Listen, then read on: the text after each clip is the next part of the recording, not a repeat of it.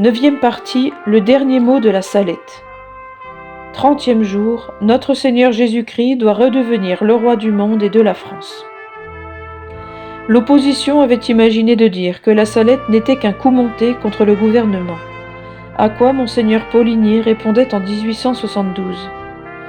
Il y a, je l'avoue, un illustre prétendant sur la montagne, mais ce n'est pas un prétendant à l'Empire, à la monarchie héréditaire, ni même à la présidence de la République. C'est le prétendant éternel à la royauté des âmes de la France et du monde, notre Seigneur Jésus-Christ. Je n'en ai pas rencontré d'autres, et les affections politiques n'ont pas distrait un moment les esprits de la grande pensée du Fils de Dieu et de sa mère. Eh bien, quelle est donc la fin précise que Dieu poursuit dans ce message qu'il a fait tenir au monde et à la France par la très sainte Vierge Marie, sa mère? La voici. Dieu veut que Jésus-Christ redevienne le roi du monde et de la France, et que Marie, sa virginale mère, en redevienne la reine de plus en plus vénérée. Oh, que c'est bien cela! Jésus est fils de Dieu et rédempteur. Donc, il doit être roi. Marie est mère de Dieu et co-rédemptrice. Donc, elle doit être reine. L'impiété révolutionnaire du jour a détrôné Jésus et Marie. Il faut donc qu'une conversion radicale ramène Jésus et Marie sur leur trône séculaire. C'est l'ordre et c'est le salut. Par conséquent, c'est le plan et c'est la loi de Dieu. Où il en sera ainsi, où le monde sera châtié.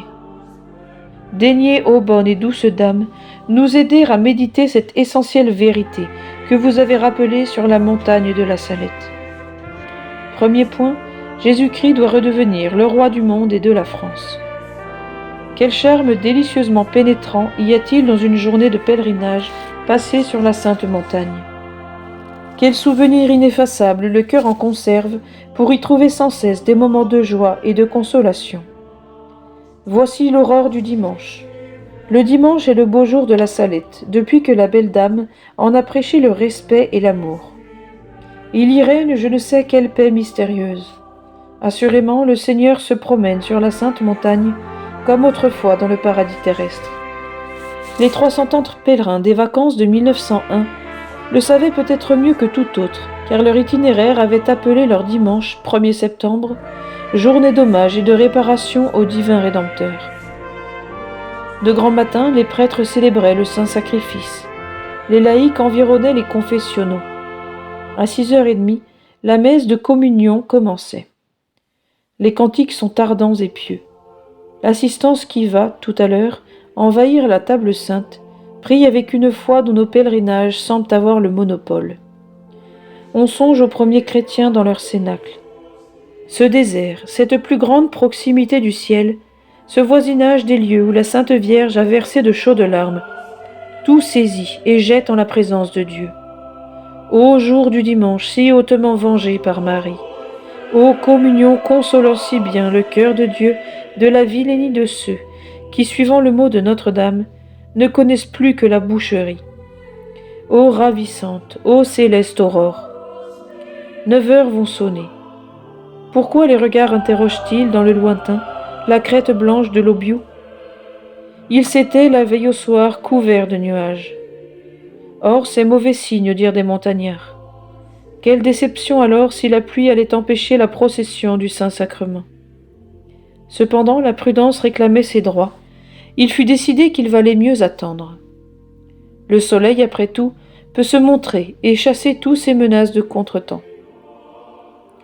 Le ciel lui appartient, et tout à l'heure, il est probable qu'il nous invitera dans son palais de lumière.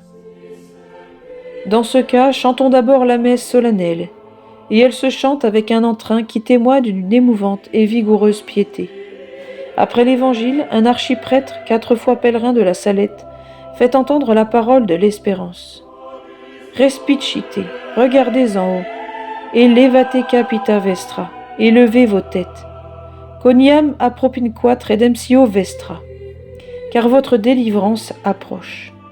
Délivrance en effet et restauration sociale, si nous savons, coûte que coûte, faire entrer dans nos âmes, nos familles, nos paroisses et nos lois, la religion de notre Seigneur Jésus-Christ.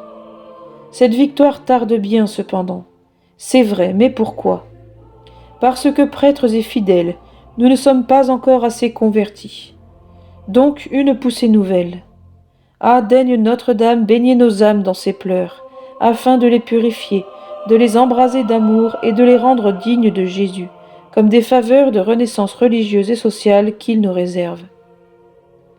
La messe solennelle prenait fin lorsque, passant en s'y coloriant de magiques couleurs à travers les verrières de la basilique, le soleil nous annonça qu'il nous faisait un ciel radieux. Aussitôt la procession s'organise et se déroule.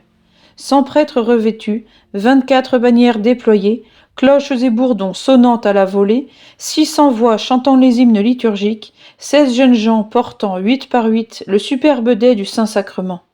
Ah, comme cette solennité serpentant, lente et grave, dans les lacets tracés au pied du Gargas, avait un indéfinissable caractère de grandeur. Sans doute, du haut de cette montagne qui lui chantait Hosanna, le bon maître regardait la France comme autrefois du haut des oliviers, il regardait Jérusalem. Mais, dans le fond de son mystère eucharistique, ne pleurait-il pas aussi ?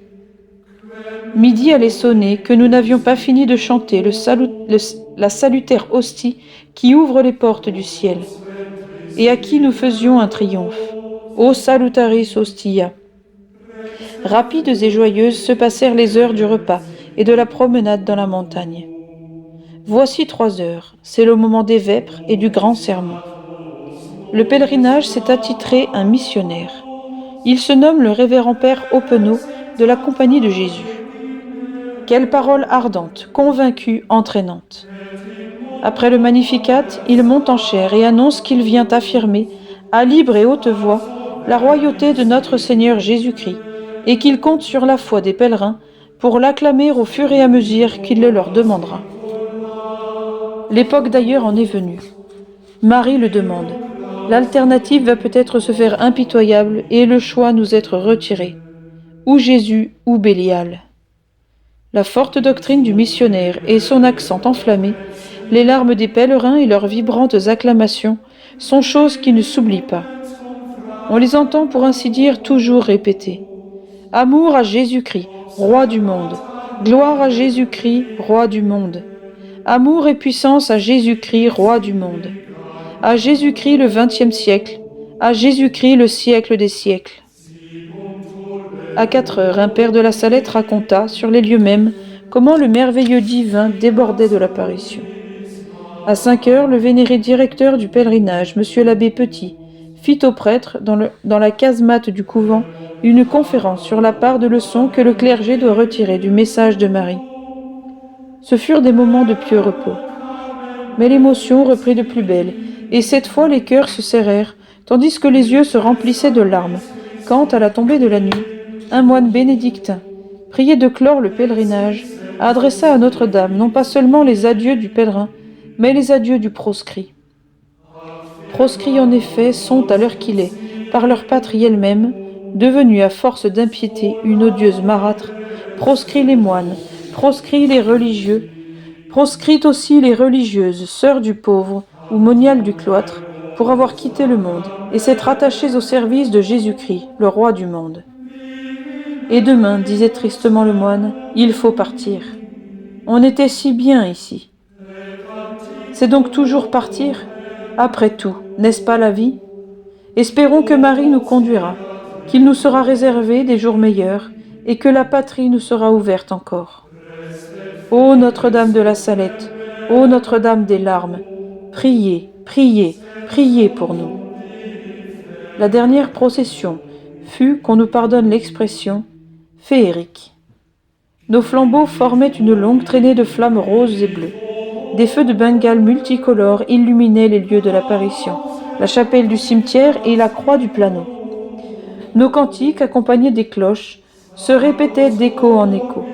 La lune semblait s'être arrêtée sur la cime du Chamoux pour regarder cette manifestation de la piété chrétienne. Pèlerins, avez-vous oublié ce soir d'un beau jour ?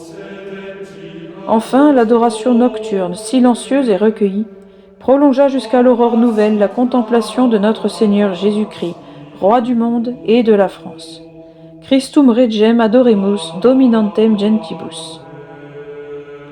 Deuxième point de réflexion. Elle se résume dans ces 3 mots, Jésus-Christ est le roi du monde. Il faut que le monde le reconnaisse. Ou bien Jésus-Christ jugera et frappera le monde. Le missionnaire du pèlerinage les développa avec une force tout apostolique. Quelle belle prédication! Ce fut après le Magnificat des Vêpres. Notre-Dame de la Salette, dit le père Aupenaud, a reproché au monde actuel le péché de blasphème. Or, le grand blasphème du monde actuel, c'est la négation de la royauté de notre Seigneur Jésus-Christ. Il faut donc la démontrer, la venger et l'acclamer. Notre Seigneur, en effet, possède d'incontestables droits à la royauté, des droits que le monde ne détruira jamais. Ils sont le droit de naissance, le droit de conquête et le droit de suffrage. En premier lieu, Jésus est roi par droit de naissance. Il est fils de Dieu, par conséquent l'héritier de Dieu.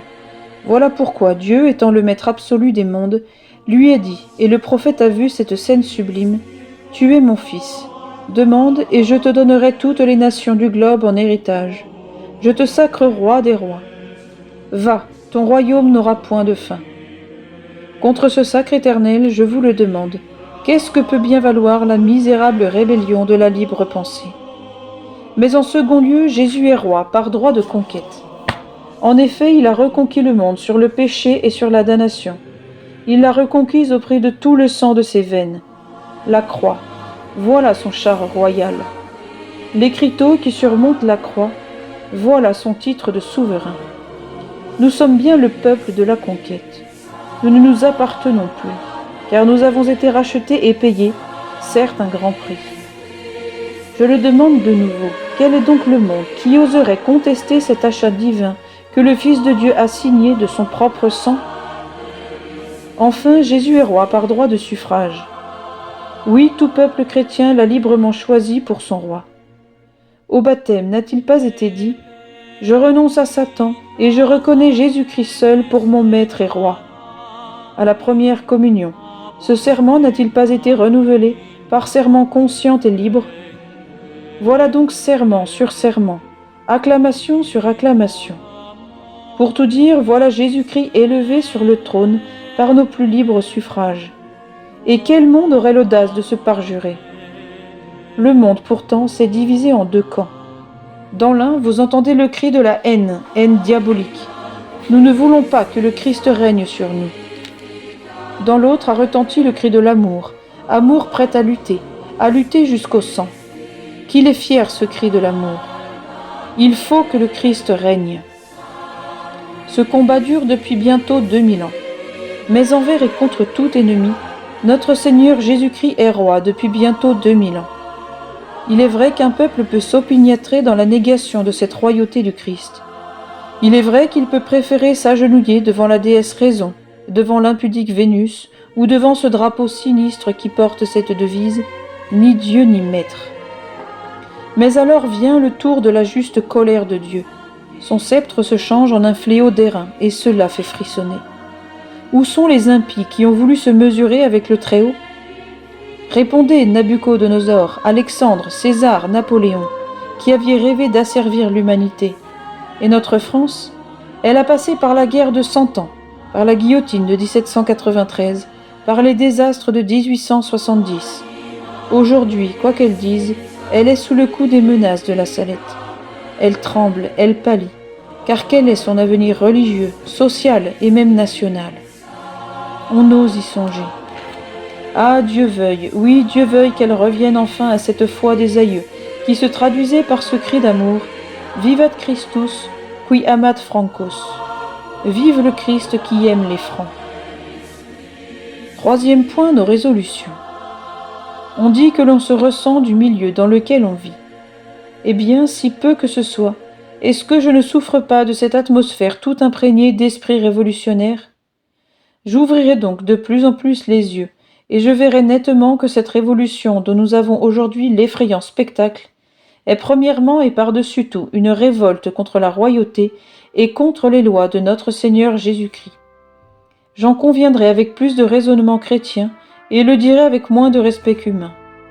Le premier de tous les remèdes qui peuvent enrayer la décadence de notre pays se trouve dans le retour à Jésus-Christ et à sa religion. Je me replierai ensuite sur moi-même et me dirai: non, je n'ai pas voulu, dans la force du terme, trahir l'étendard de Jésus-Christ, mais je dois avouer que j'ai voulu suivre aussi l'étendard du roi de ce monde, le démon. Oui, j'ai partagé mon cœur.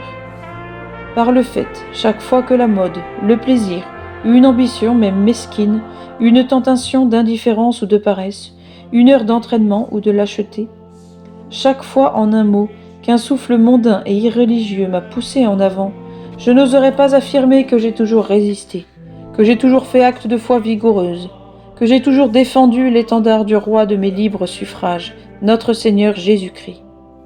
C'en est assez. Je ne veux plus que ma foi catholique soit molle à ce point, ni fausse à ce point ma prétendue piété. Je ne veux plus que ma conduite, double à ce point, réjouisse les ennemis de l'Église, décourage ses défenseurs et scandalise les faibles. Je vis par vocation au milieu des dangers du monde, donc je serai fort, fier même, vis-à-vis de ces dangers du monde, car je ne veux pas m'exposer à m'entendre appliquer cette parole désolée, mais sévère, mais juste, du bon roi Jésus lui-même. Celui qui n'est pas avec moi est contre moi. Notre-Dame de la Salette, réconciliatrice des pécheurs, priez sans cesse pour nous qui avons recours à vous.